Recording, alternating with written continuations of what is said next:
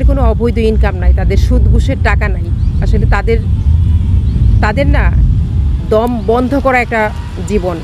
মধ্যবিত্তদের জন্য বাসা ভাড়াটা হয়ে গেছে গলার ফাঁসির মতো। খুবই ভয়ঙ্কর অবস্থা। একদিক দিয়ে নিত্য প্রয়োজনীয় জিনিসের দাম যেভাবে লাগামহীনভাবে বাড়ছে, সেভাবে সব কিছুর দামই বাড়ছে, শুধু দাম বাড়ে নাই মানুষের জীবনের দাম।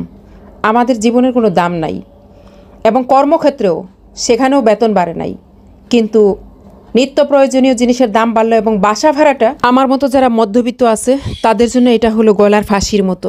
পারতেছি না ছাড়তে, পারতেছি না, কি করব। এই শহরে থাকতে গেলে আমাকে এত টাকা বাসা ভাড়া গুনতেই হবে।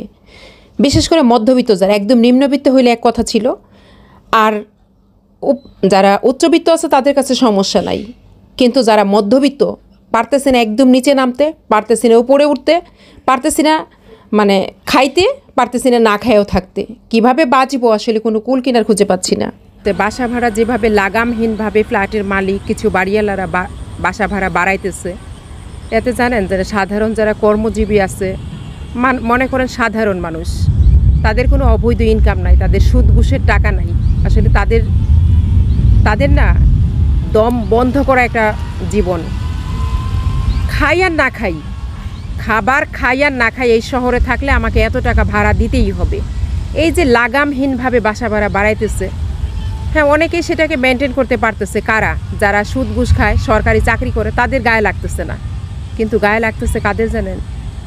যারা মাথার ঘাম পায়ে ফেলে পরিশ্রম করে টাকা উপার্জন করে এবং খাবার জুটাতেই অনেক বেশি কষ্ট হয়ে যায়, তাদের জন্য বাসা ভাড়াটা হয়ে গেছে গলার ফাঁসির মতো।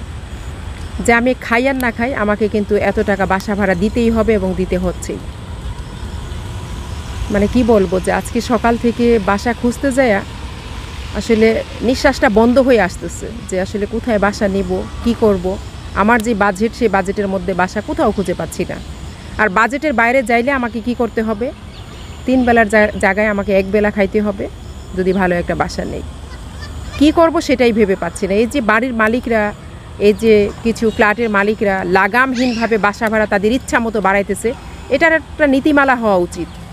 বাসা ভাড়া বাড়ানো প্রতি বছর বছর, এটার একটা নীতিমালা থাকা উচিত। তারা নিয়ম নীতির তোয়াক্কা না করে, তারা নিজেদের মতো করে, নিজেদের ইচ্ছা মতো, নিজেদের পছন্দ মতো তারা বাসা ভাড়া বাড়াচ্ছে। তাহলে এই শহরে যারা ভাড়া থাকে, সাধারণ মানুষ, কর্মজীবী মানুষ, তারা আসলে কোথায় যাবে? তাদের জীবনের আমি তো কোনো কিছু খুঁজে পাচ্ছি না।